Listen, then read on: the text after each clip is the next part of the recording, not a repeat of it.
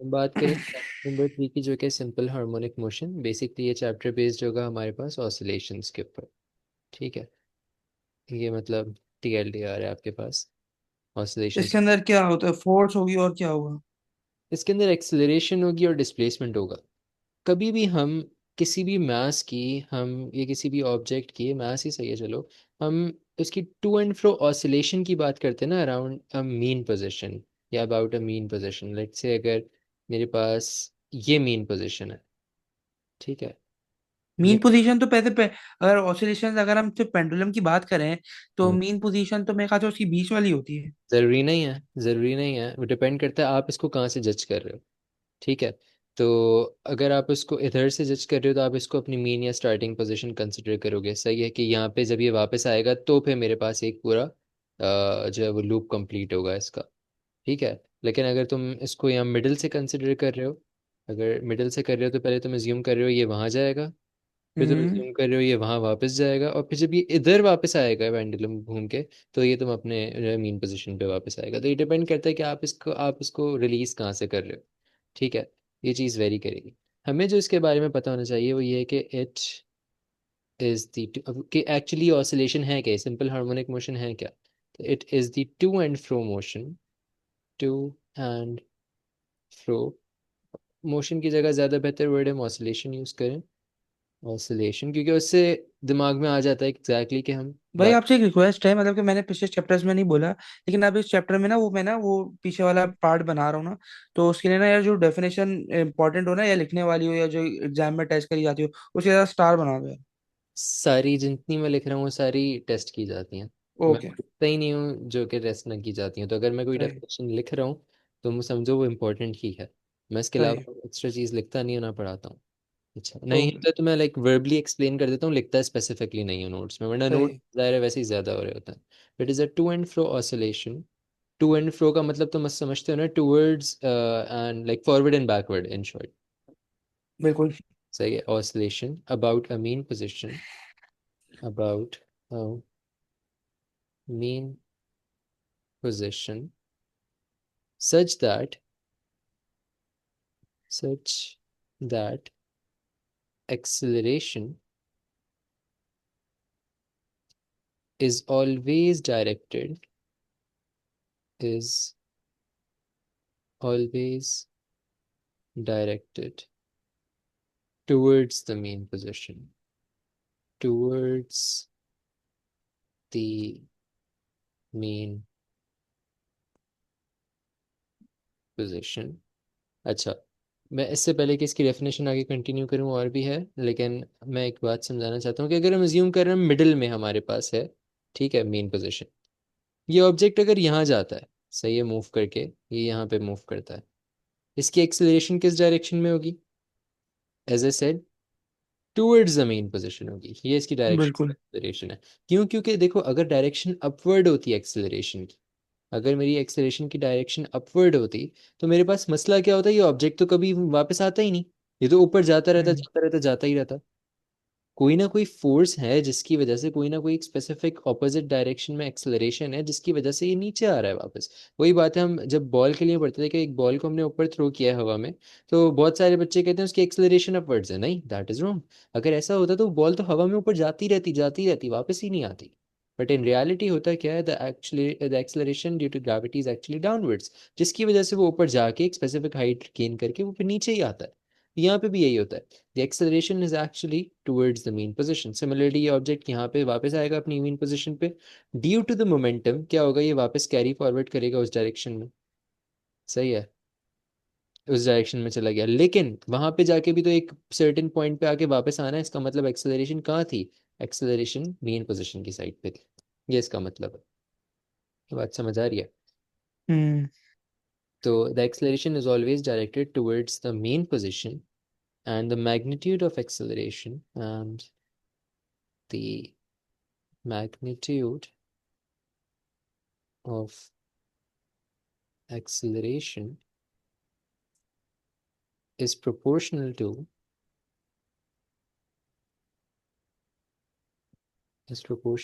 the magnitude of displacement, to the magnitude of displacement. ये बात मैंने क्यों बोली है ये आगे जाके समझ आएगी, हम एक आध केसेस देखेंगे, बहुत क्लियर हो जाएगी ये बात। मैंने अभी तक ये बात बोली है कि जो एक्सेलरेशन है एक्चुअली, ये प्रोपोर्शनल है किसके, डिस्प्लेसमेंट के। इसके साथ मैं एक साइन यूज करूंगा and that is a negative sign. ये नेगेटिव साइन क्यों आया ये भी हम आगे जाके अभी देखेंगे, हमें ये बात समझ आएगी अभी। लेकिन ये प्रोपोर्शनैलिटी है एक हमारे पास कि acceleration is actually proportional to what, it is proportional to the displacement such that कि हमारे पास डिस्प्लेसमेंट के साथ एक नेगेटिव साइन आएगा। क्यों आएगा वो भी आगे पता चल जाएगा। ये चलो मैं इससे पहले कि आगे बढ़ूं मैं अभी ये पहले ही बता देता हूँ ताकि मसला ना बने। हम ये एज्यूम करते हैं कि पोलैरिटी है, सही है, हमने पोलैरिटी ज़ाहिर है इतनी दफ़ा देख लिया, इतनी दफ़ा पढ़ लिया हम्म। पोलैरिटी के बारे में कि अगर राइट साइड पे मूव कर रहा है तो पॉजिटिव, लेफ्ट साइड पे मूव कर रहा है तो नेगेटिव। तो ये जो मैंने डायग्राम ऊपर बनाई थी, अगर मैं इसको यहाँ नीचे लेके आऊँ, मैं इसको इरेज करके दोबारा बनाता हूँ ताकि तुम विजुलाइज कर सको ये बात।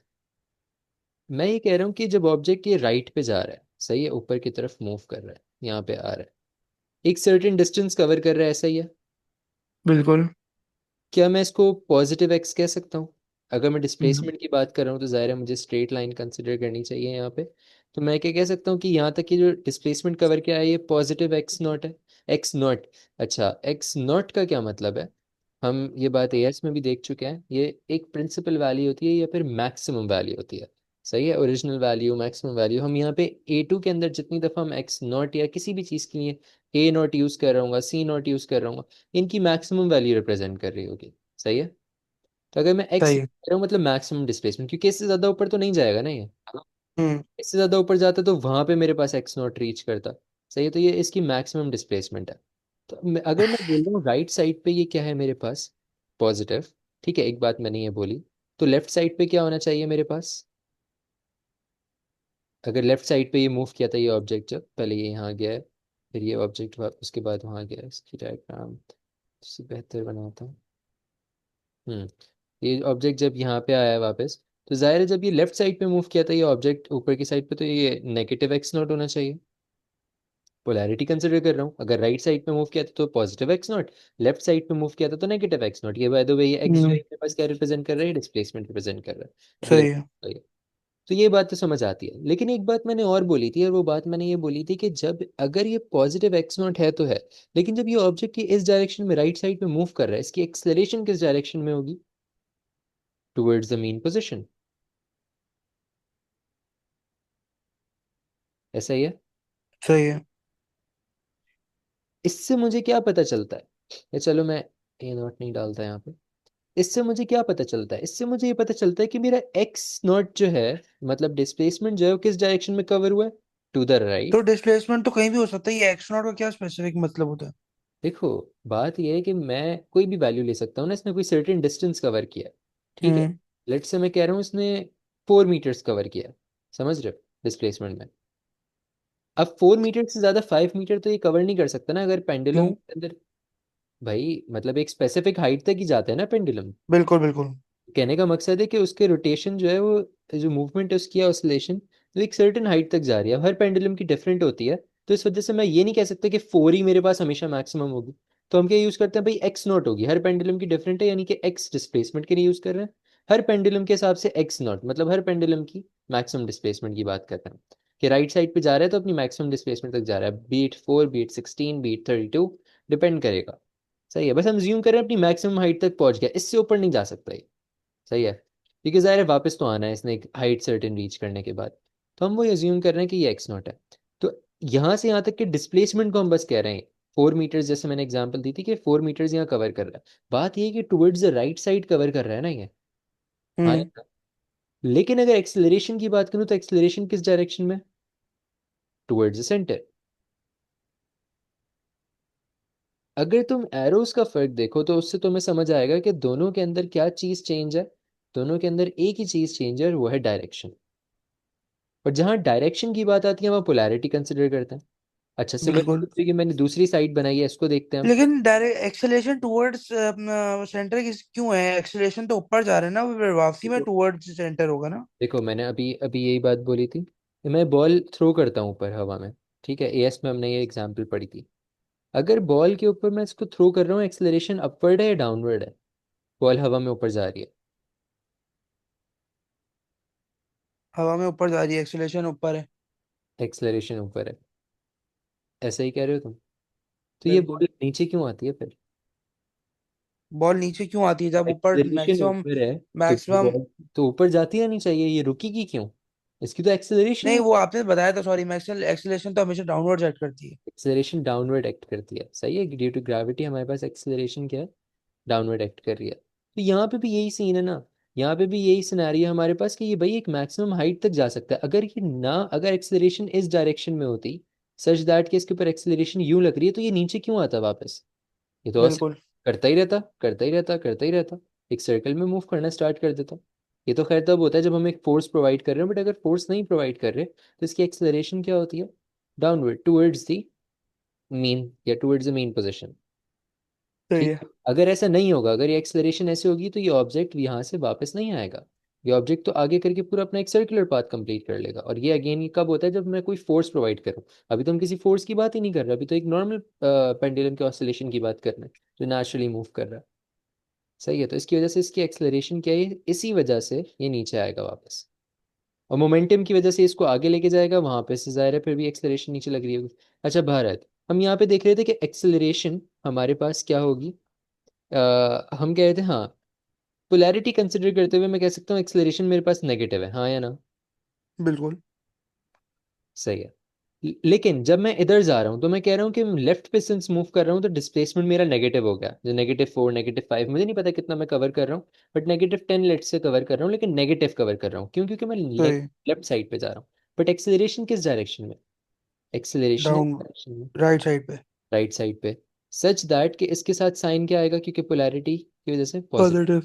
तो ये हम देख रहे हैं कि जब एक्सेलरेशन नेगेटिव है तो डिस्प्लेसमेंट पॉजिटिव है, और जब एक्सेलरेशन पॉजिटिव है तो डिस्प्लेसमेंट नेगेटिव है। इन दोनों का एक एक तरीके से साइंस के अंदर ऑपोजिट रिलेशनशिप चल रहा है। तो वो इस वजह से हम ये नेगेटिव साइन यूज करते हैं। समझ आई ये बात? समझिए। अच्छा, तो ये इसकी प्रॉपर्टी थी। बाय द वे हम यहाँ पे ये लिख लेते हैं कि ए हमें क्या रिप्रेजेंट कर रहा है और एक्स क्या रिप्रेजेंट कर रहा है, ताकि तुम भूलो नहीं। ए हमें रिप्रेजेंट कर रहा है एक्सेलरेशन, साथ साथ कॉपी कर रहे हो। जी भाई। एक्स रिप्रेजेंट कर रहा है डिस्प्लेसमेंट।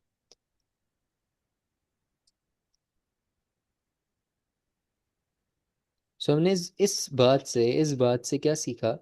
हमने इस बात से ये देखा कि एक्सेलरेशन, क्योंकि वो कभी कभी दे देता है what does this equation define, एक और तरीके से पूछता है, मैं अभी नहीं बताना चाह रहा, आगे जाके हम देखेंगे। Acceleration is directly proportional to proportional to displacement. क्या ये बात सच है? सच है। हमें दिख भी रही है, हमने अभी चेक भी किया कि भाई जैसे जैसे मेरे पास एक्सेलरेशन बढ़ रही है, मेरे पास वैसे वैसा डिस्प्लेसमेंट भी बढ़ेगी। कैसे बढ़ रही है अभी हम आगे जाके एक आध वैल्यू कंसिडर करके देखेंगे, अभी एक और सिनेरियो। दूसरी बात जो है, लेकिन इससे हमें मार्क नहीं मिलेगा क्योंकि ज़ाहिर है एक नेगेटिव साइन भी है, वो हमने अभी प्रूफ किया कि क्यों नेगेटिव साइन है, तो हमें उसके बारे में भी लिखना पड़ेगा कि acceleration and displacement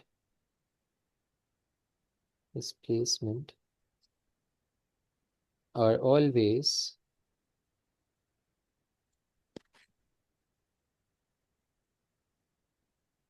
in the opposite direction, in the opposite direction. हमें ये बात पता है कि acceleration is always pointed towards the mean position. Acceleration is always pointed towards the mean position. इस कॉन्सेप्ट में कोई इशू है? ये डिफाइनिंग इक्वेशन जो है हमारे इस चैप्टर की, ये समझ आई है? हम्म। क्योंकि इसी के ऊपर आगे जाके पूरा चैप्टर बेस्ड है। ये समझ नहीं आई तो मुझसे अभी पूछ लो। ये समझ में आ गई। सही है कि क्यों प्रोपोर्शनल है, क्यों नेगेटिव साइन। हम्म। अच्छा, इसकी अब ना कुछ सिनेरियोस पढ़ते हैं कि किस पॉइंट पे क्या हो रहा होगा। लेट्स से मैं अज्यूम करता हूँ कि ये मेरे पास एक बॉल है एट डिफरेंट पोजिशंस जो कि ऑसिलेट कर रही है। मैंने इसको पॉइंट ए नाम दे दिया, इसको पॉइंट बी, और इसको पॉइंट सी। सही है, तीन डिफरेंट नेम्स मैंने इसको दे दी। इवन तो अगर ये सिमेट्रिकल नहीं भी लग रही तो हम अभी एक सिमेट्रिकल शेप की बात कर रहे हैं। ठीक है, कि जितना डिस्टेंस यहाँ है उतना ही डिस्टेंस यहाँ पे भी है। सही है, दैट्स इक्वली सिमेट्रिकल। अच्छा, ए बी सी, तीन नाम दे दिए मैं। अगर मैं बात करूं सबसे पहले एट पॉइंट ए,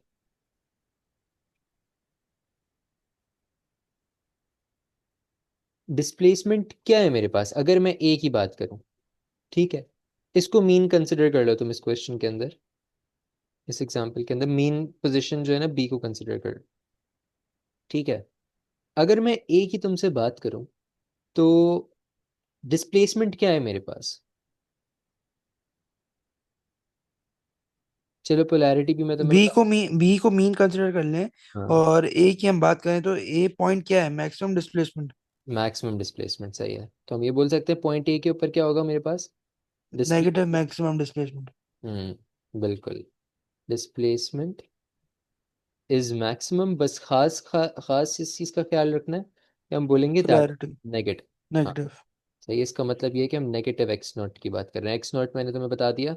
हम अब इस चैप्टर के अंदर और आगे जाके भी हम ए टू के अंदर जितनी चीज़ों के साथ एक्स नॉट लगा रहे होंगे वो उसकी मैक्सिमम वैल्यू को रिप्रेजेंट कर रहा होगा। ठीक है, हमने ए एस में इसको प्रिंसिपल वैल्यू पढ़ा था फर्स्ट चैप्टर के अंदर। अच्छा, अगर मैं पूछूं डायरेक्शन ऑफ एक्सेलरेशन क्या है ए के ऊपर, क्या बोलोगे। लेफ्ट। Right right right. ठीक, हाँ, तो direction of acceleration is to the right, is to the right. इसका मतलब क्या है, वो पॉजिटिव होगी, ऐसा ही है। बिल्कुल। ठीक है, और जाहिर है यहाँ पे हम पॉजिटिव ए यूज कर सकते हैं। अच्छा, इस पॉइंट पे वेलोसिटी क्या होगी ए के ऊपर।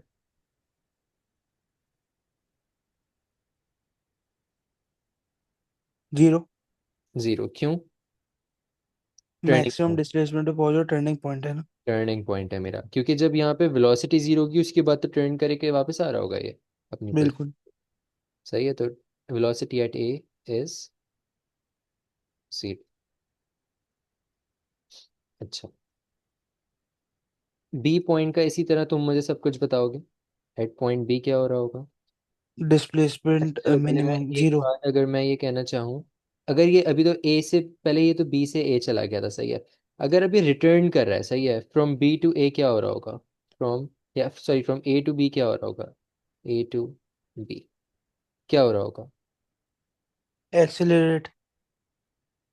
सही है, लेकिन नहीं एक्सेलरेट, सोच ए लो। टू बी तो एक्सेलरेट हो रहा होगा ना।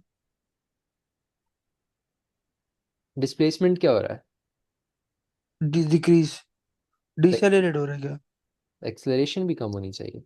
एक्सेलरेशन जाते हुए बढ़ी थी सच दैट के because it was facing in that direction, लेकिन जब यहाँ पे अपना इसने मैक्सिमम डिस्प्लेसमेंट कवर कर लिया, इसके बाद अब ये वापस आ रहा है। सिंस मेरे पास डिस्प्लेसमेंट कम हो रही है, मेरे पास एक्सेलरेशन भी कम होगी ड्यू टू द फॉर्मूला तो दैट। लेकिन ये क्या वो टॉप पॉइंट पे तो मैक्सिमम मैक्सिमम अपनी डिस्प्लेसमेंट पहुंचे, उसकी वेलोसिटी जीरो हो गई थी।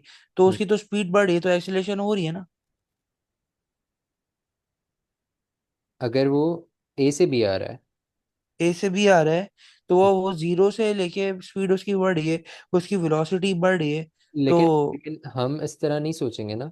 हम इस तरह सोचेंगे कि अगर हमारी एक्सेलरेशन है, लेट्स से वो यहाँ ऑलरेडी एक स्पेसिफिक डिस्टेंस, जैसे हम यहाँ पे ए हैं, ठीक है, हम इस पॉइंट पे ए थे इनिशियली। अगर मतलब मैं इस पॉइंट पे बात करूँ बी के ऊपर, देखो बेसिकली बी एक ऐसा पॉइंट है जो मेरे पास मेन पॉइंट है जहाँ से मैंने स्टार्ट किया था, ऐसे समझो। सही है, जो मेन हम्म पॉइंट है वहाँ एक्सेलरेशन जीरो होगी, ऐसा ही है। हम्म हम्म, हम्म। सही है, ये यहाँ सही से है। कंसिडर करो। ये यहाँ से ए पे गया, ए के ऊपर इसकी लेट से एक एक्सेलरेशन हो गई जो कि मेरे पास 8 है, ठीक है। लेकिन जब ये बी पे वापस आ रहा होगा, ये 8 मीटर पर सेकंड स्क्वायर से वापस जीरो की साइड पे आ रहा होगा ना। बिल्कुल 8 मीटर पर सेकंड की स्पीड से आ रहा होगा। देखो, स्पीड तो इंक्रीज करेगी बट एक्सेलरेशन डिक्रीज कर रही होगी मेरे पास। क्यों? क्योंकि मुझे पता है मेरे पास बी जो मीन पॉइंट है मेरे पास, वहाँ तो एक्सेलरेशन जीरो होनी है। मीन पॉइंट पे जो स्टार्टिंग पोजीशन है वहाँ तो मेरी एक्सेलरेशन जीरो होगी। वेलोसिटी भी जीरो की। नहीं, वेलोसिटी जीरो नहीं होगी, वेलोसिटी तो मैक्सिमम होगी मेरे पास। ये तुम थोड़ा सा समझ नहीं आया, लेकिन भाई जब वो 8 मीटर पर सेकंड की स्पीड से ऊपर जा रहा है, तो तुम 8 मीटर पर सेकंड स्क्वायर की स्पीड से नीचे भी तो आएगा। देखो, ज़रूरी नहीं है ना। अब इसकी मैं किस तरह इसकी एग्जांपल मैं इस तरह दूं कि अगर हम कोई लीनियर मोशन कंसिडर करें, चलो अगर उस हिसाब से सोच के मैं तुम्हें एक समझाऊं। बॉल ऊपर जाती है तो जिस स्पीड से ऊपर जाती है उसी स्पीड से नीचे भी आती है। हाँ, सही है, जिस स्पीड से ऊपर जाती है स्पीड से नीचे भी आती है, हम भी यही बात बोल रहे हैं। तो अब वही बात है ना यहाँ कि अगर एक्सेलरेशन यहाँ पे जीरो थी, सही है, और यहाँ पे वेलोसिटी मैक्स थी, सही है, इस पॉइंट पे वेलोसिटी मेरे पास मैक्स है, ये ऊपर जाके मेरे पास वेलोसिटी जीरो हो गई, ठीक है। बिल्कुल। लेकिन एक्सेलेरेशन भी जीरो हो गई। सही है, नहीं, एक्सेलरेशन क्यों जीरो हुई? एक्सेलरेशन तो मैक्सिमम हुई इस पॉइंट पे, क्योंकि ये मेरा टर्निंग पॉइंट है, टर्निंग पॉइंट के ऊपर एक्सेलरेशन मेरे पास मैक्सिमम थी, सच दैट कि ये यहाँ से अब वापस आना शुरू होगा तो इसका डिस्प्लेसमेंट कम होने लगेगा, तो ये जितनी भी इसकी एक्सेलरेशन जितनी भी पहुंचनी थी वो पहुंच गई, अब ये वापस आ रहा है।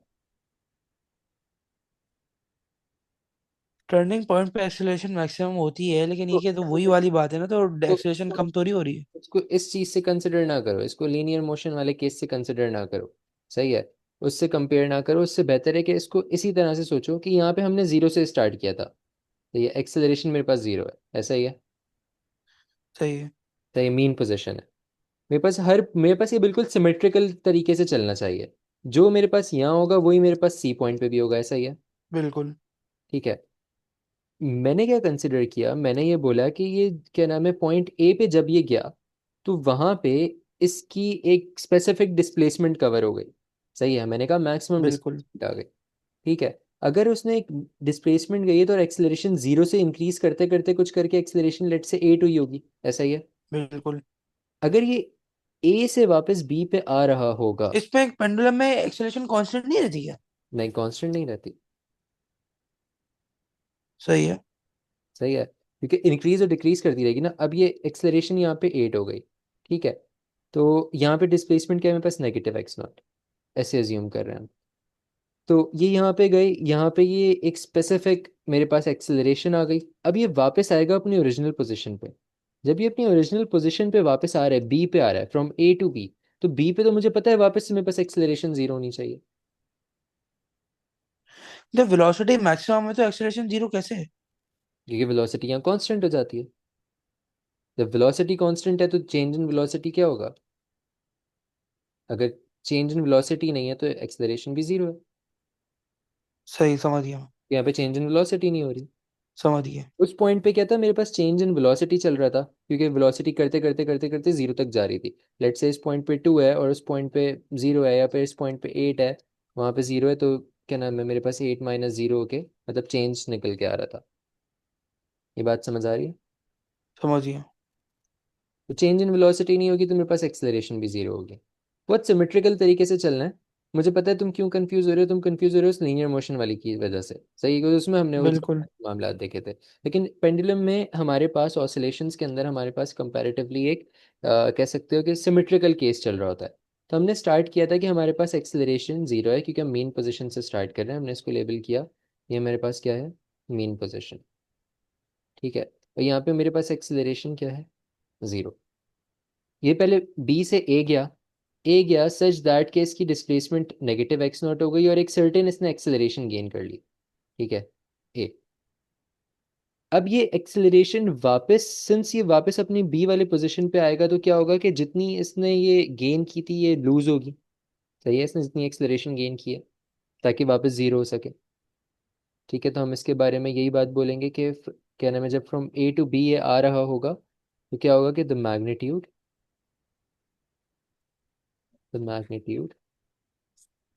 Of displacement. अच्छा, तुम ये बात कह सकते हो कि सर एक्सेलरेशन डिस्प्लेसमेंट तो टेक्निकली इंक्रीज कर रहा है, कह सकते हो नहीं कह सकते? बिल्कुल। क्योंकि भाई ये तो -3 से लेट से यहाँ पे बी पे आ रहा है तो जीरो हो रहा है, ऐसा ही है। तो हम हम्म। एक तरह से ये टर्म यूज करते हैं इसको एक्सप्लेन करने के लिए, the magnitude of displacement.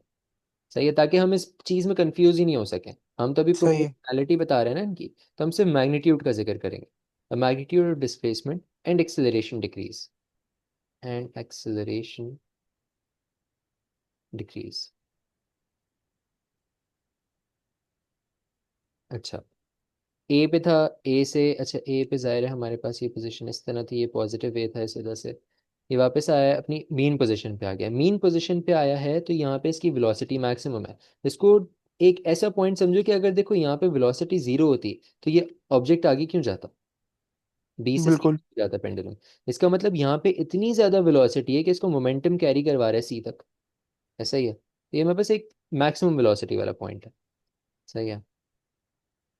The magnitude of displacement and acceleration decrease, और हमारे पास क्या हो रहा है, वेलोसिटी इंक्रीज, वेलोसिटी इंक्रीज जब ये ए से बी आया। और फिर पॉइंट बी पे क्या हो रहा है वो तो तुमने मुझे आधा बता ही दिया, उस पर डिस्कशन कर लिया। एट पॉइंट बी हम ये बोलेंगे कि डिस्प्लेसमेंट इज जीरो, क्योंकि अपनी मीन पोजीशन पे वापस आ गया। डिस्प्लेसमेंट इज जीरो, यानी कि x is equal to zero. और मोमेंटम की वजह से जाहिर है वो उसको आगे कैरी फॉरवर्ड करवा रहा है, तो हमारे पास velocity is maximum, velocity is maximum. और सिंस अपनी मीन पोजीशन पे वापस आया तो फिर वही बात कि acceleration is zero, acceleration is zero.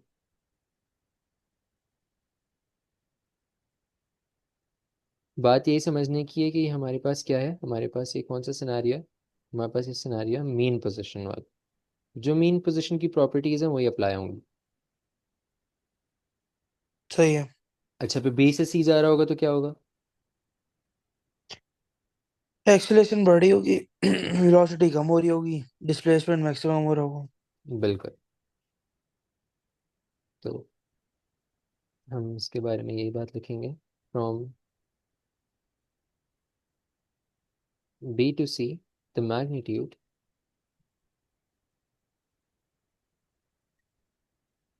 Of displacement and acceleration, क्योंकि दोनों डायरेक्टली प्रोपोर्शनल है, increase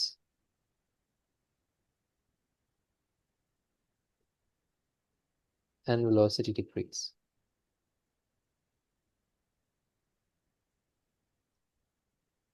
lastly at point C तुमने मुझे बता दिया, इसको बस मेंशन करना है।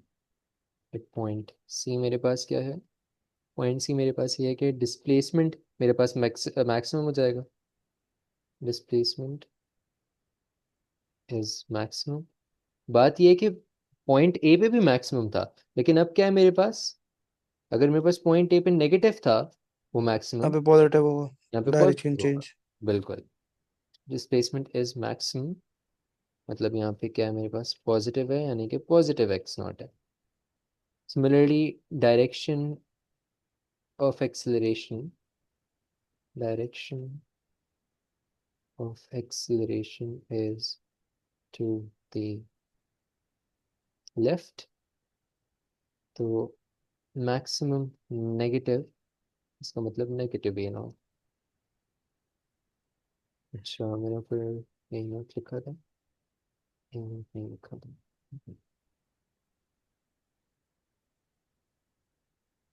लास्टली वेलोसिटी क्या होगी यहाँ पे, जीरो, क्योंकि टर्निंग पॉइंट रीच कर गया वापस। Velocity is zero. इस पूरे में कोई इशू है तो मुझे बताओ। ये पेंडुलम की प्रॉपर्टीज और इसी तरह से हमारे पास पेंडुलम चलता है, सिंपल हार्मोनिक मोशन कह लो, वो ज़्यादा बेहतर है समझने के लिए, कुछ हमेशा पेंडुलम नहीं होगा। कोई और भी चीज़ हो सकती है जो सिंपल हार्मोनिक मोशन में हो तो वो भी इसी तरह फॉलो करती है।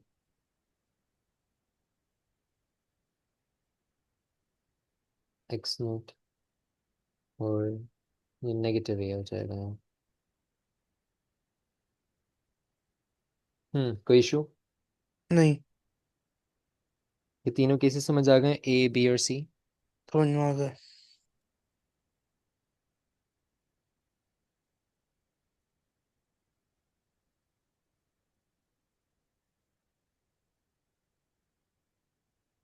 अच्छा, इनको अब रिप्रेजेंट करने के ना मल्टीपल तरीके हैं।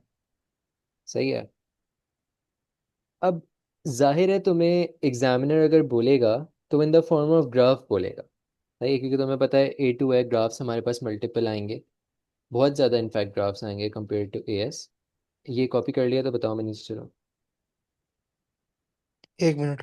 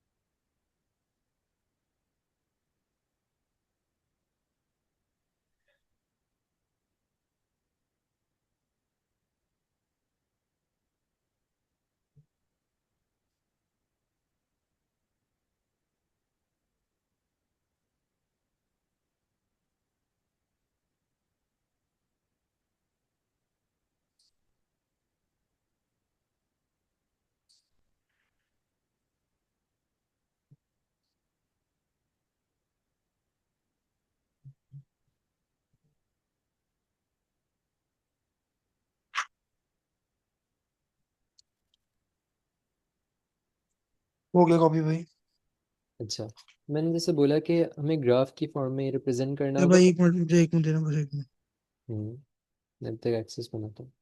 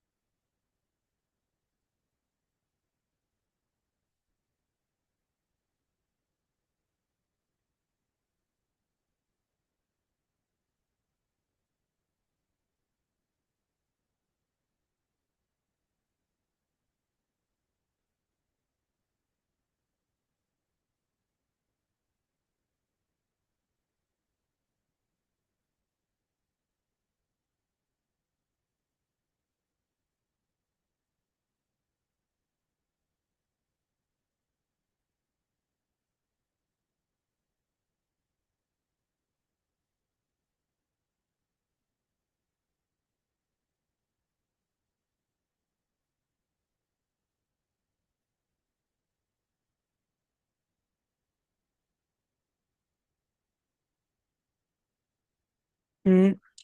जी भाई। तो भाई, अब हमें ग्राफ की फॉर्म में देखना है कि हम इसके ग्राफ की फॉर्म में किस तरह रिप्रेजेंट करेंगे। हमारा जो ये पेंडुलम वाला मोशन है, हमारा जो ऑसिलेशंस का मोशन है, इसको हम किस तरह से ग्राफ्स की फॉर्म में रिप्रेजेंट करें। तो सबसे पहले समझने की बात यह है कि हम स्टार्टिंग फ्रॉम द मीन, सही है, starting from the mean and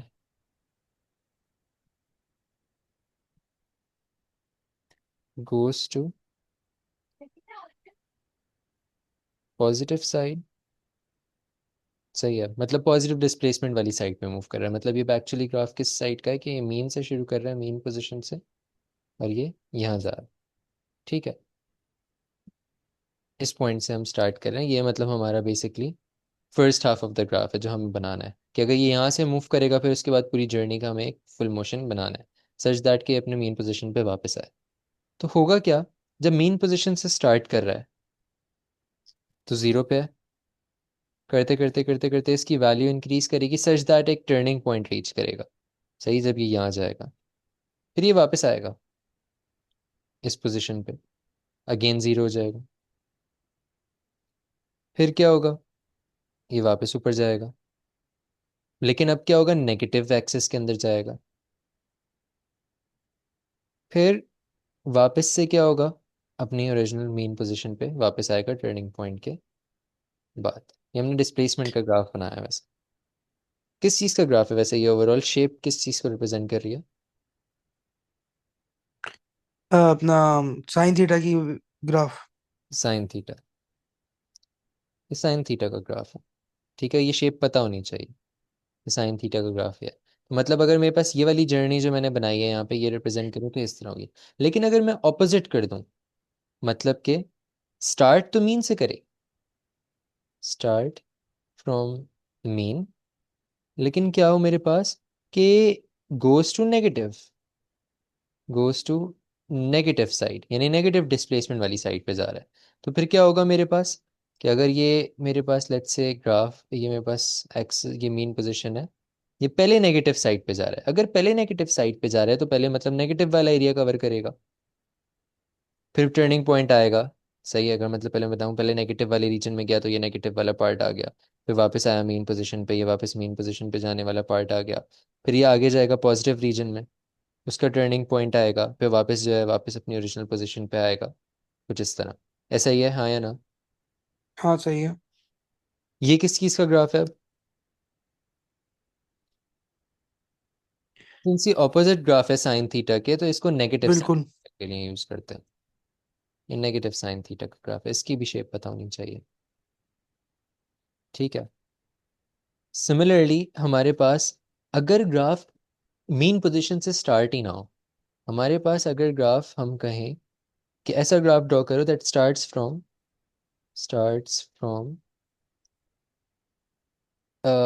maximum positive displacement.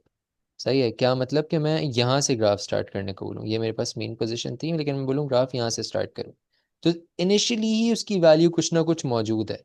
सही है, डिस्प्लेसमेंट की। उसके बाद क्या होगा, डिस्प्लेसमेंट यहाँ पे मेन पोजीशन पे आके जीरो होगा, फिर उसके बाद क्या होगा, नेगेटिव साइड पे जाए इस तरह। उसके बाद क्या होगा, वापस से जीरो की तरफ आएगा। उसके बाद क्या होगा, वापस से अपनी ओरिजिनल पोजीशन पे जाएगा जहाँ से मतलब हमने ड्रॉप किया है इसको, तो ये फिर जाके हमारे पास एक कंप्लीट हो पूरा पूरा होगा ना, तो इस तरह। ठीक है, ये वापस अपनी ओरिजिनल पोजीशन पे गया तो अगेन डिस्प्लेसमेंट पॉजिटिव की साइड पे आया। ये किस चीज़ का ग्राफ है? साइन का। ये है कोसाइन का ग्राफ, कॉस थीटा। सॉरी, कोस कॉस का है। एक कोसाइन का ग्राफ है। हम्म। और सिमिलरली अगर मैं इसके ऑपोजिट की बात करता, मैं पूरा लिखूंगा नहीं, चलो, स्टार्ट्स फ्रॉम नेगेटिव डिस्प्लेसमेंट। सही है, मैक्सिमम, ओके, मैक्सिमम नेगेटिव से, वही बात है कि मतलब अब मैं ग्राफ स्टार्ट कर रहा हूँ वहां से, उसके बाद फिर मीन पे आएगा, तो वही पूरा होगा। ये पहले मीन से जाएगा, पहले नेगेटिव से स्टार्ट होकर मीन पे जाएगा, मीन से पॉजिटिव पे जाएगा, फिर वापस आएगा दोबारा नेगेटिव वाली साइड की तरफ। तो क्या होगा, ये ग्राफ कुछ इस तरह से बन जाएगा। ठीक है, इसका ऑपोजिट हो जाएगा क्योंकि हम नेगेटिव से स्टार्ट कर रहे हैं, नेगेटिव कॉस थीटा। ये ग्राफ्स पता होने चाहिए। ठीक है, बनाने को दे एग्जामिनर तो इसी हिसाब से ये ग्राफ्स बनेंगे। कब साइन थीटा बनना है, कब नेगेटिव साइन थीटा करना है, ये याद ना रखो। ज़्यादा ईजी है कि उसी हिसाब से उसी वक्त की पोलैरिटी के हिसाब से देख के कंसिडर करो। क्या पता एग्जामिनर अगर क्वेश्चन देते वो पोलैरिटी रिवर्स कर दे, वो बोले राइट साइड पे नेगेटिव है और लेफ्ट साइड पे पॉजिटिव है, तो फिर ऐसा नहीं होगा। तो हमने जो ये ग्राफ बनाया है, मतलब starting from mean position and goes to the positive side, उसका ये वाला ग्राफ होता, या सो ऑन एंड सो। ये वाला तो नहीं होता, खैर यही ग्राफ होता, ग्राफ तो चेंज नहीं होता।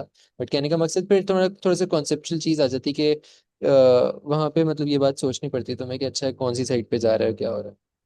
ठीक है। अच्छा, एक बात तो ये हो गई कि हमें ये ग्राफ्स देखने दें। दूसरी इंपॉर्टेंट बात जो हमें समझनी है वो ये है कि अगर एक एक्सिस के ऊपर उसने पूरा ग्राफ बना के दिया हुआ है, लेट्स से ये ग्राफ कुछ इस तरह करके बनाया हुआ है, इससे ज़्यादा ही मे भी बनाया हुआ है, एक वेव से ज़्यादा बनाया हुआ है, सही से हमने 1.5 वेव बना दी। इस सिनारियो में जो मेरे पास ये वाली वैल्यू होगी ना, जो पीक वैल्यू है, इसको हम वाई नॉट कंसिडर कर लेते हैं। ठीक है, तो मैं ये बात कह सकता हूँ। अब तुम बोल रहे हो कि सर ये तो वाई नॉट हो गई, लेकिन आपको क्या ये बात पता है कि ये वाली वैल्यू कौन सी है, ये वाली वैल्यू कौन सी है, नहीं। ये वैल्यू कौन सी है? चलो, ये तो वापस नेगेटिव वाई नॉट हो जाएगी। ये वैल्यू कौन सी, ये बातें नहीं पता, तो ये हम कैसे बताएंगे? ये बताने का बहुत सिंपल तरीका, हमें ये पता है वाई नॉट है, और हमें एक वाई की वैल्यू निकालनी है जो नई वैल्यू है। लेट्स से मैं तुमसे इस वैल्यू की बात बता कर रहा हूँ, मैं बोल रहा हूँ ये वैल्यू निकाल के दिखाओ, तो तुम बोलोगे y is equal to y naught, जो मेरी ओरिजिनल वैल्यू है, मल्टीप्लाइड बाय जिस भी चीज का ग्राफ बना हुआ है, साइन थीटा। इस बात को अभी हम प्रूफ भी कर लेते हैं। कैसे? हमने अ, अच्छा, हम इसको किस तरह प्रूव कर सकते हैं? हाँ, हम इसको इस तरह प्रूव कर सकते हैं सच दैट कि हम कोई ऐसा पॉइंट लें जो हमें ऑलरेडी पता हो, ताकि हम उसका आंसर चेक कर सकें ना कि वो सही आ रहा है नहीं आ रहा। अच्छा, हम एक ये पॉइंट लेते हैं, अ, ये पॉइंट ले लेते हैं, ठीक है, ताकि मुझे ना y की वैल्यू पता चले। अब ये y एक्सिस है ना, तो मतलब यहाँ से कोई वैल्यू मिलनी चाहिए मुझे, बिल्कुल। जो कि टेक्निकली जीरो मिलनी चाहिए मुझे, क्योंकि मुझे पता है कि यहाँ पे अगर मैं वैल्यू चेक करूँ तो ये y तो यहाँ जीरो है इस पॉइंट पे। ऐसे ऐसे करके y1 y2 करते करते y0 तक गया था मैक्सिमम वैल्यू तक। However, यहाँ पे इस तो पॉइंट वाई नॉट भी तो नहीं पता होगी हमें। y0 नहीं पता ना हमें, लेकिन हमें ये बात तो प्रूव कर सकते हैं ना, जीरो है। y0 नहीं आना चाहिए ना आंसर, कुछ भी y0 की फॉर्म में नहीं आंसर आना चाहिए, क्योंकि जीरो आना है ना, तो हमारे वाई पास। नॉट की वैल्यू पता होगी हमें। हाँ, हमें पता होगा। कैसे? अभी आगे देखोगे ना क्वेश्चन, और ना भी बताओ तो हमें इतना फर्क नहीं पड़ेगा, हम देखेंगे ना क्वेश्चन किस तरह आता है। अभी मैं जो बात तो मैं कह रहा हूँ वो ये है कि भाई मुझे ये पता है कि अगर मैं इस पॉइंट की बात करूँ, यहाँ मेरे पास y जीरो है, तो मुझे y0 की वैल्यू पता करना जरूरी नहीं है, मुझे बस एंगल पता करना जरूरी है, क्योंकि ज़ाहिर है मैंने एंगल यूज किया। हमें पता है कि साइन थीटा का ग्राफ है, हमें कुछ बातें इसके बारे में, ये स्पेसिफिकली नॉन मैथ्स वाले को नहीं पता होती, तुम तो मैथ्स स्टूडेंट हो। ये वो पॉइंट है जहाँ मेरे पास 0 डिग्री है, बिल्कुल। ये वो पॉइंट है जो मेरे पास 90 डिग्री रिप्रेजेंट करता 180 है। हो ये जाएगा फिर। एक वेव पूरी मेरी 360 डिग्री होती है, ये बात तो बिल्कुल। याद है ना, एएस से भी याद है, हमने वेव्स पढ़ा था। ये 90 डिग्री है, ये 180 डिग्री है पॉइंट, और ये वाला नहीं, ये वाला सॉरी 270 डिग्री, ये हाँ ये 180 डिग्री है, ये वाला पॉइंट जो है वो मेरे पास 270 है। 270 डिग्री है, और लास्टली ये वाला पॉइंट मेरे पास क्या है, 360 डिग्री। ये वो बातें जो हमें एएस के वेव्स के चैप्टर से भी पता है। तो अगर मैं इस पॉइंट के ऊपर y की वैल्यू मांग रहा हूँ और मुझे पता है ये 180 डिग्री है, तो मैं यहाँ पे ये इनपुट कर सकता हूँ y is equals to y naught sine 180। और मुझे ये बात पता है साइन 180 क्या होता है, अगर मैं कैलकुलेटर के अंदर इसको इनपुट करूँ, जीरो। बिल्कुल। तुम करके भी देख सकते हो। तो अगर नहीं, ये साइन जीरो एटी है वाई तो जीरो किसी भी होता है। चीज से मल्टीप्लाई करूंगा तो वो भी जीरो हो जाएगा, तो मतलब y के आ गया मेरे पास जीरो। तो ये एक तरीका होता है मेरे पास इन वैल्यूज को निकालने का। इक्वेशन बनानी हमें आनी चाहिए, कोई भी मैं कोसाइन का ग्राफ दे सकता था तो उसके साथ भी सेम इक्वेशन बनती, बस यहाँ पे क्या आ जाता, कोसाइन थीटा। अगर मेरे पास कोसाइन का ग्राफ होता तो मैं उस हिसाब से कोई भी वैल्यू निकाल लेता। क्या काम है इसका आगे जाके देखेंगे बाद में, फिलहाल हमें अभी यही बताना चाहिए ये इक्वेशन क्यों इंपॉर्टेंट है हमारे लिए। कोई भी ग्राफ के बिना y is equals to y naught sine theta. अब ये y जरूरी नहीं है इसको y की फॉर्म में याद करो, एक जेनेरिक इक्वेशन है, सही है। मैं इसको यहाँ लिख देता हूँ, ये एक बेसिकली मेरे पास क्या है, जेनेरिक इक्वेशन है। क्यों? क्योंकि ये x is equals to x naught sine theta की फॉर्म में एंड डिस्प्लेसमेंट की फॉर्म में यूज हो सकती है। ये एक्सेलरेशन का अगर ये ग्राफ होता, y तो मुझे नहीं पता ना क्या है, y क्या रिप्रेजेंट कर रहा है यहाँ पे, लेकिन एक्सेलरेशन का ग्राफ होता तो a is equals to a naught sine theta की फॉर्म में, या मतलब किसी भी फॉर्म में हो सकती है। वेलोसिटी का ग्राफ होता तो v is equals to v naught sine theta. बस ये ग्राफ से अब हम एक बात समझ गए कि अगर ग्राफ्स आ जाए तो हम उनको इस तरह से इंटरप्रेट कर सकते हैं, और कोई भी वैल्यू उनकी इस फॉर्म में निकाल सकते हैं। जिस भी चीज़ का ग्राफ के बना साइन थीटा को sine theta, negative sine theta negative को साइन थीटा, वो यूज करते हुए हम उनकी ओरिजिनल वैल्यूज डालें सच दैट उनका जब प्रोडक्ट लेंगे हम तो वो हमें करंट वैल्यू दे देगा जो हम चाह रहे हैं। सही है, कोई इशू इस, सिर्फ इक्वेशन ये समझानी थी, जनरिक इक्वेशन यूज कैसे होगी हम आगे देखेंगे। अच्छा, एक छोटा सा कॉन्सेप्ट और दे रहा हूँ, नॉर्मली ये मैं आज की क्लास में नहीं पढ़ाता हूँ अपने स्टूडेंट्स को, उसकी वजह ये होती है क्योंकि वो बेसिकली नॉन मैथ्स स्टूडेंट्स होते हैं ना, तो उनके लिए एक स्पेसिफिक एक क्लास और रखनी पड़ती है पूरी एक समझाने के लिए। वो कॉन्सेप्ट ये है हमारे पास छोटा सा, कि अगर एक डिस्प्लेसमेंट टाइम ग्राफ गिवन होता है मेरे पास, उससे मुझे वेलोसिटी टाइम ग्राफ चाहिए होता है, वेलोसिटी टाइम ग्राफ। तो जो नॉन मैथ्स स्टूडेंट्स हैं वो कहते हैं कि क्या करें, हम क्या लें, ग्रेडियंट लें।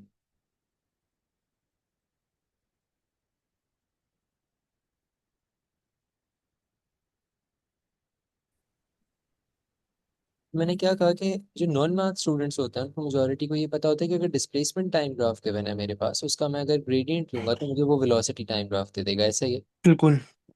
लेकिन जो मैथ्स स्टूडेंट्स होते हैं उनको ये बात पता होती है अच्छे से कि ये डिस्प्लेसमेंट क्या है, basically derivative with respect to time है। अगर किसी भी चीज़ को हम टाइम से डिवाइड कर रहे हैं तो बेसिकली उसका डेरिवेटिव ले रहे हैं विद रिस्पेक्ट टू टाइम।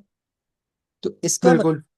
जब भी मैं डिस्प्लेसमेंट का डेरिवेटिव लूंगा विद रिस्पेक्ट टू टाइम, मतलब उसका डिफरेंशियल लूंगा डिस्प्लेसमेंट का, डिफरेंशियल जब मैं लूंगा, वही derivative with respect to time, same चीज है बेसिकली, डीएस ओवर डी, तो वो मुझे एक्चुअली क्या दे रहा होगा, वो मुझे वेलोसिटी दे रहा होगा। बिल्कुल। और जब मैं वेलोसिटी का डेरिवेटिव लूंगा विद रिस्पेक्ट टू टाइम, जिसको मैथ्स स्टूडेंट जानते हैं ग्रेडियंट से, क्योंकि सेम चीज ही होती है डिफरेंशियल से अभी हमें समझने के लिहाज से, तो मुझे क्या दे देगा, acceleration. Acceleration. Acceleration in reality हम क्या कर रहे होते हैं, बेसिकली डिफरेंशियल ही ले रहे होते हैं, क्योंकि किसी भी चीज को हम डिवाइड, अब डिफरेंशियल की जगह एक्सेलरेशन दिया हुआ तो उसका इंटीग्रल ले लेंगे तो हमारे पास वेलोसिटी और डिस्प्लेसमेंट आ जाएगा। वो हमें अभी नहीं चाहिए, हमें एटलीस्ट फिजिक्स में नहीं चाहिए इंटीग्रल। वरना यही है सही। अगर हम जिस तरह हम फॉरवर्ड जा रहे हैं, डिस्प्लेसमेंट का डिफरेंशियल लिया हमने, derivative with respect to time तो वेलोसिटी मिला, वेलोसिटी का derivative with respect to time किया तो एक्सेलरेशन। तो बैकवर्ड करूंगा तो ये इंटीग्रल लूंगा तो मैं वेलोसिटी मिल जाएगी, एक्सेलरेशन का इंटीग्रल लेके। इसकी इंटीग्रल लूंगा तो मेरे पास डिस्प्लेसमेंट आ जाएगा, बस प्लस सी नहीं भूलना होता। ये भी एक छोटी सी बात है। बहरहाल फिजिक्स के स्टूडेंट्स के लिए अभी नहीं चाहिए, तो मैं भी ये नहीं चाहिए अभी मैथ्स में यूज करना, तो अभी हमें सिर्फ डिफरेंशियल पता होना चाहिए था। सही है। और डिफरेंशियल हम किस तरह डिनोट करते हैं, हम डिफरेंशियल डिनोट करते हैं, लेट्स से अगर मैं derivative with respect to time ले रहा हूँ डिस्प्लेसमेंट का, तो ये डीएस ओवर डी टी हो जाएगा। सही है, क्योंकि ये डिस्प्लेसमेंट है, तो derivative of displacement with respect to time. Similarly differential की बात करूँ वेलोसिटी के लिए, तो d v over d t हो जाएगा। सही है, छोटी सी बात थी ये कि। अच्छा, क्यों इंपॉर्टेंट है ये, वो इसलिए कि जब हम ये इक्वेशंस देखी हमने, y is equals to y naught sine theta, या मैंने बोला y is equals to y naught cos theta भी हो सकती है, किसी भी फॉर्म में ग्राफ के बिनो, हमें इनका डिफरेंशियल लेना आना चाहिए। क्यों, क्योंकि अगर ये मेरे पास in the form of velocity given है, या चलो in the form of displacement given है ना, s is equals to S not sine theta, examiner बोलेगा कि इस इक्वेशन की मुझे वेलोसिटी वाली इक्वेशन बना के दिखाओ, उसको वेलोसिटी वाली इक्वेशन में कन्वर्ट करके दिखाओ, या इसका वेलोसिटी वाला मुझे आंसर दिखाओ कि इस डिस्प्लेसमेंट की वेलोसिटी कितनी है, तो तुम क्या बोलोगे, इसको डेरिवेट करोगे इन सच अ वे कि ये v is equals to v naught something something में बन जाए। कैसे बनेगा वो भी देख, वो बात समझना है। वैसे तुमने अभी तक पढ़ ली है डेरिवेटिव्स, हम्म। साइन और कोसाइन के। बिल्कुल। चलो हम उसको एक तरीके से रिवाइज कर लेते हैं। डिफ्रेंशिएट कर रहा हूँ मैं, यानी कि मतलब derivative of y with respect to time लूंगा मैं। जो भी y की वैल्यू होगी उसको मैं डेरिवेट करूंगा विद रिस्पेक्ट टू टाइम। अच्छा भाई, सबसे पहले मेरे पास एक जो बेसिक वैल्यू है जो मुझे पता होनी चाहिए, वो है साइन थीटा। अगर साइन थीटा को मैं डेरिवेट करता हूँ, सही है, तो ये हो जाता है कोसाइन थीटा। सही है, जब भी मैं D sine theta over d T करूंगा, सही है, तो ये हमेशा मुझे क्या देगा, कोसाइन थीटा। अब मैं बस इसको बिल्कुल। डायरेक्ट याद करने की जरूरत है कि कभी भी मुझे अगर इसको डेरिवेट करके उसमें जाना है, यानी कि लेट से अगर डिस्प्लेसमेंट ये गिवन है और मुझे वेलोसिटी चाहिए, तो मैं साइन थीटा की जगह हमेशा क्या लिखा करूंगा, कोसाइन थीटा। मतलब अगर ये S is equals to S not sine theta था, तो अगर इसका मुझे डेरिवेट करके वेलोसिटी इक्वेशन लिखनी है, तो हो जाएगी v is equals to v naught cosine theta, as simple as. ठीक है, चलो ये वाली चीज तो हम नेक्स्ट क्लास में डिस्कस करेंगे किस तरह काम आएगी, अब सिर्फ डेरिवेटिव्स बेसिक पढ़ लेते हैं। तो साइन थीटा की जगह मैं डेरिवेट करके क्या लिखा करूंगा, कोसाइन थीटा। अगर कोसाइन थीटा लिखा हुआ है मेरे पास, उसका डेरिवेटिव लेना है, तो वो नेगेटिव साइन थीटा होगा, दोनों। Negative sign. बिल्कुल। और सिमिलरली अगर नेगेटिव साइन थीटा लिखा हुआ है, तो उसका डेरिवेटिव क्या होगा, negative cos theta. Negative cos बात थीटा। समझने की ये है कि जब हम साइन को डेरिवेट करते हैं, वो एज इट इज कोसाइन में कन्वर्ट हो जाता है। बिल्कुल। मतलब अगर मैं साइन को डेरिवेट कर रहा था, तो एज इट इज कोसाइन में कन्वर्ट हो गया, तो नेगेटिव तो ये दूसरा है जो पहले से मौजूद था वहां पे, तो वो एज इट इज रहा, वो चेंज नहीं हुआ। लेकिन जब मैं कोसाइन को डेरिवेट करता हूँ, तो उसमें एक नेगेटिव ऐड होता है। सही है, नेगेटिव उसके साथ एक ऐड हो रहा होता है, मतलब मल्टीप्लाई हो रहा होता है। अच्छा, तो इसीलिए अगर मैं नेगेटिव कोसाइन थीटा को डेरिवेट करूँ, तो मेरे पास इसके साथ एक नेगेटिव मल्टीप्लाई होगा। एक तो नेगेटिव ये इस इक्वेशन का ऑलरेडी है, सही है, इसको इस तरह कंसिडर कर लेता हूँ। कोसाइन थीटा एक तो इस इक्वेशन के साथ पहले से ऑलरेडी था, प्लस ये कोसाइन थीटा के साथ भी एक ऐड हो जाएगा या मल्टीप्लाई हो जाएगा, तो ये बन जाएगा नेगेटिव साइन थीटा। और नेगेटिव नेगेटिव क्या हो जाता है, प्लस, जिसकी वजह से मैं यहाँ लिख सकता हूँ पॉजिटिव साइन। ये एक समझने वाली बात है कि कोसाइन थीटा के साथ बेसिकली मेरा साइन रिप्लेस हो जाता है। अगर नेगेटिव कोसाइन, अगर पॉजिटिव साइन कोसाइन थीटा है तो वो नेगेटिव साइन थीटा बनाएगा, नेगेटिव कोसाइन थीटा है तो वो positive cosine theta, positive sine theta बनाएगा। अच्छा, डेरिवेटिव का बात समझने की है, अगर थोड़ा सा ट्रिकी हो जाए चीज। 3 sin 2 थीटा, इसको आता है डेरिवेट करना? हम्म। कैसे करता है?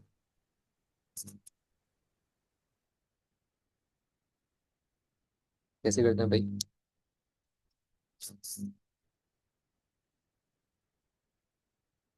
याद नहीं है, भूल गए हो? चलो मैं बता देता हूँ। इसकी डेरिवेशन भी बहुत सिंपल सी है। होगा ये कि ये जो बाहर वैल्यू लिखी हुई है ना कांस्टेंट है, जैसे हम नेगेटिव को बोल रहे थे ना, ये नेगेटिव बाहर लिखा हुआ है तो ज़ाहिर है हम नहीं डाल रहे डेरिवेटिव डेरिवेशन से पहले। अगर ये लिखा हुआ है तो ये अरे हम। आपकी बात, आपकी ना वो आवाज कट गई थी। अच्छा, मैं तुमसे बोल रहा हूँ, तुम्हें ये आता है ये 3 sin 2 थीटा अगर लिखा है, इसको डेरिवेट कैसे करेंगे? ये तो बेसिकली वो हो जाएगा ना, हम्म। क्या बोलते हैं,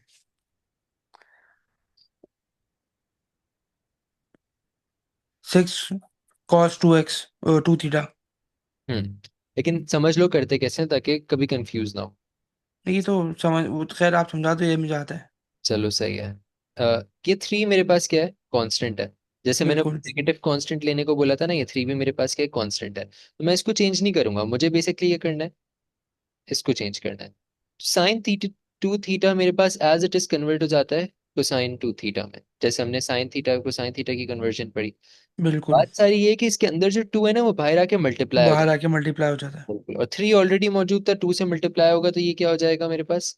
6 cos 2 थीटा, वो टू बिल्कुल। थीटा अगर कभी याद ना भी रहे, कभी ये चीज भूल भी जाओ, तो इसका रूल ऑफ थंब ये होता है कि अगर मेरे पास इस तरह लिखा है ए कॉस बी थीटा, सही है, ब्रैकेट के अंदर बी थीटा है, तो बेसिकली होता ये है कि ये हो जाएगा। अच्छा, कॉस है तो कॉस के अंदर क्या होता है, नेगेटिव साइन ऐड होता है। जैसे हमने पढ़ा था, कॉस का डेरिवेटिव लूंगा तो साइन के साथ नेगेटिव ऐड होगा, तो ये पहली बात तो ये नेगेटिव साइन बाहर आएगा, क्योंकि जाहिर है ये यहाँ पे भी नेगेटिव आया था, तो नेगेटिव अंदर वाली चीज बाहर आके मल्टीप्लाई होती है, और एज इट इज ये साइन बी थीटा आ गया।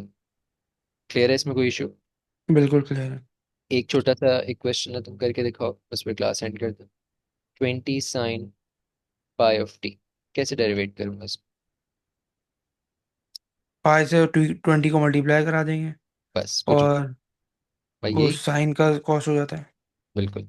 तो बेसिकली ये पाई देख के भी घबराना नहीं है कि यार हम कौन सी एंगुलर फ्रीक्वेंसी में घुस गए, किस चीज में घुस गए, कोई ऐसा मसले की बात नहीं है। एक कांस्टेंट है, जैसे हमने ऊपर 2 कंसिडर किया था, ये पाई भी वही है 3.142, जैसे उसकी वैल्यू होती है। बस पाई लिखा हुआ है, टी के साथ जो वैल्यू है बाहर आकर मल्टीप्लाई हो जाएगी। ये 20 पाई हो गया। साइन थीटा को हम जब डेरिवेट करते हैं तो वो कोसाइन थीटा बनता है, थीटा में इस जगह pi T as it is रहेगा, अंदर वाली वैल्यू बिल्कुल। चेंज नहीं होती, बस वो बाहर आके मल्टीप्लाई हो जाती है, लेकिन अंदर का वो चीज रिमेन्स सेम। सही, जो भी वैल्यू है वो रिमेन्स सेम, कोई इशू इसमें? नहीं। ये क्या रिप्रेजेंट कर रहा है? ये बहुत खास चीज रिप्रेजेंट कर रहा है, ये बहुत खास चीज रिप्रेजेंट कर रहा है। ये वाली वैल्यू दोनों हम ये नेक्स्ट क्लास में देखेंगे, क्योंकि इसके अंदर से हम काफी चीजें बता सकते हैं। ये क्या चीज यहाँ पे क्या रिप्रेजेंट कर रही है, ये बेसिकली 20 पाई क्या है, ये पाई टी क्या है, ये बहुत चीजें हमें बता रही है। लेकिन ये हम नेक्स्ट क्लास में देखेंगे, अभी तक कोई इशू है तो मुझसे पूछो। नहीं।